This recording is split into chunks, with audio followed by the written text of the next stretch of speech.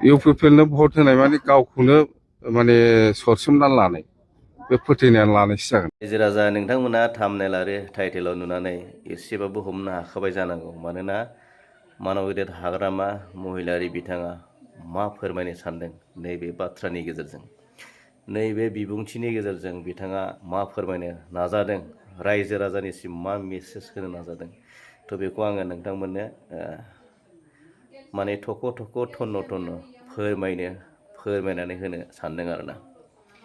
मानोना रायजो राजा नोंथांमोनहा बिथाङा बुंदों UPPLनो भट होनाय माने गावखौनो सोमब्र'नानै लानाय जागोन आरो गावखौनो फोथैनानै लानाय जागोन होननानै बुंदों। माने बेबायदि बिनि सान्थौआ, बिनि साननाया माने गासिबो रायजो राजाफ्रानो माने BPF पार्टिनो भट होजोबनांगौ आरो माने UPPLआव माने सासेबो थानो गोनां गैला, थानो गोनांथि गैला, UPPLखौ सापर्ट खालामनो गोनांथि गैला। माने बिनि ओंथिया बिथाङा बेबायदि फोरमायनो सानदों आरोना रायजो राजा नोंथांमोन। मानोना दा बिथांनि बे साननाय, बिथांनि बे गोसोनि सान्थि, बे मोन्दांथिया माने थारैनो रं आरो माने नेगेटिभसो जादों आरोना रायजो राजा नोंथांमोन। मानोना उल्था माने बुंनाय जादों आरोना BPFनो माने भट होयोब्ला गावखौनो सोमब्र'ना लानायसो जागोन होननानै, बेनिफ्राय गावखौनो फोथैनानै लानायसो जागोन होननानै माने उल्था बुंनाय जादों आरोना रायजो राजा नोंथांमोन। मानोना नोंथांमोना नुनो मोनबाय BTCआव 6 मास BTC सरकारा 6 मास जानाय लोगो लोगोनो माने BTCखौ बड'लेण्डखौ माने जुवा लेण्डआव कनभार्ट खालामबाय। नोंथांमोना नुनो मोनदों जायगा जायगा दाइस होनाय, जायगा जायगा जुवा होनाय, जायगा जायगा बायदि बायदि माने बायदि बायदि खेला होनाय। दा बेफोराव लाइमोनफोरा गासिबो माने मुखुब जाना थाजोब्बाय आरोना। माने ओरैबायदि माने मेला, ओरैबायदि माने फोरबो फाथिना होबाय, मेला फाथिनानै होबाय।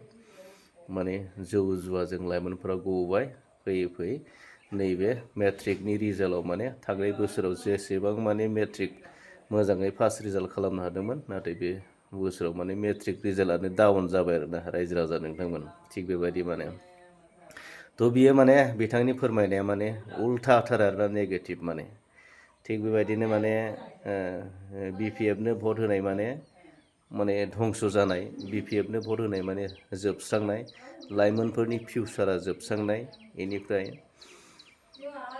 ओरैबायदिनिफ्राय थगायनाय, नङा होमबा?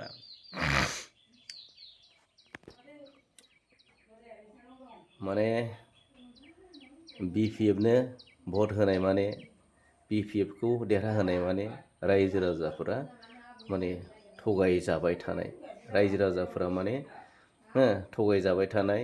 माने बे जेसेबां माने BTCनियाव जौगानायनि फान्ड फैगोन, बर' रायजो राजाफोरनि जौगानायनि जेसेबां फान्ड फैगोन, बेखौ माने बै BPFनि कर्मिफोरा माने लिडारफोरा गारि गिदिर गिदिर बायनाय, स्करपिय', बलेर', इन'भा बेबायदि दामि दामि कार बायनानै सालायनो होनो थाखायसो माने भट होनाय जागोन आरो माने बेबायदि। आरो रायजो राजा नोंथांमोना BPF पार्टिनि दैदेनगिरिफोरखौ जुदि बेबायदि लाक्जारि गावनि माने पार्सनेल माने जायखौ जोङो लाक्जारि होनना बुंदों, पार्टिनि मुङाव माने गावखौ गावनि लाइफ स्टाइलखौ सोलायहोनो थाखाय गारि मटर न' बां गिदिर गिदिर जुदि बायनो होनोब्ला, बिसोरखौ जौगाहोनोब्ला नोंथांमोना BPF पार्टिनो भट होनाय जादों आरोना रायजो राजा नोंथांमोन। थिग बेबायदिसो माने बिथाङा फोरमायदों आरो नेगेटिभ माने UPPL पार्टिनो भट होनाय माने लाइमोनफोरनि फिउचार दानायसो जागोन रायजो राजा नोंथांमोन। लाइमोनफोरनि इयुन जिउ फिउचार बेखौ दानानै होनाय जागोन। जोंनि बर' सेंग्रा सिख्ला लाइमोनफोरनि फिउचारखौ दाना होनायसो जागोन। बर' UPPLनो भट होनाय माने गोजोन, सान्थि आरो जौगानाया बड'लेण्डनि सिङाव थानाय रायजो राजाफोरा मोननो हागोन आरोना रायजो राजा नोंथांमोन। थ' जेसेबां माने बिथाङा बुंबाय माने गासिबो नेगेटिभ गोजा, नंखाय गोजा, थगायनाय गोजा, ओमफ्राय राजखान्थिनि मोनसे बेयो षड़यन्त्र कनस्पिरेसि माने गावनि पार्टिखौ देरहानानै फुल पावारफुल जानानै गासिबो गोहो बोलोखौ मोनजोबनानै माने गाव गोसोबायदि रायजोखौ सालायनाय माने गोसोबायदि रायजोखौ सालायनाय आरो नोंथांमोना बिपिएफ पार्टिनो भट होनाय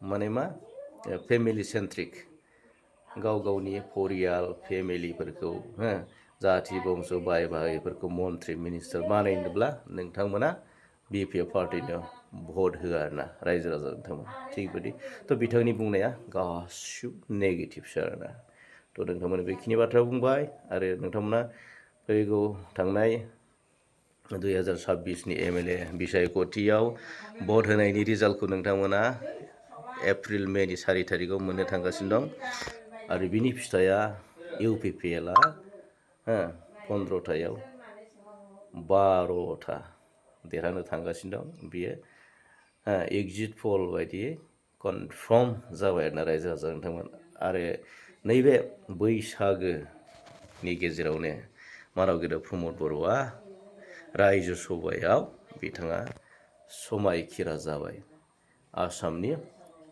दुलाराय रायजोफोरनि मोजां खामानि मावनो थाखाय बिथाङा समायखिरा जाबाय रायजो राजा नोंथांमोन बेयो जोंनि थाखाय इउपिपिएलनि गोग्गो फिथाइ इउपिपिएलनि आरो बिनिख्रुइ साबसिन गोग्गो फिथाइया रिजाल्टआ मोजां 100% जानो थांगासिनो दं रोखा जानो थांगासिनो दं जै जाथों। इउपिपिएलनो भट होनाय माने गावखौनो माने सरसोमना लानाय बे फोथायनानै लानायसो जागोन एकदम मोजां नङा। आं बुंबाय थादों इउपिपिएलनि खोथा बा सोरबा प्रमद बर'नि खोथा बा सोरबा दिपेन बर'नि खोथा लानानै जुदि जोंनि रायजोफ्रा सोलिनांगौबा बे थैनायानो साबसिनसै माने सेस खालामगोन बिसोर आरो बिसोरखौ बिसास खालामनो नाङा आं अनुरद खालामदों दा जोङो जेबो बुंनो हाया मथथे बिटिसि एरिया हिसाबै रिजाल्टआ एक्सेलेन्ट बिजेपिनाबो बिराद मोजां बिपिएफनाबो बिराद मोजां इउपिपिएलआ जिर' इउपिपिएलनो सोर भट होनो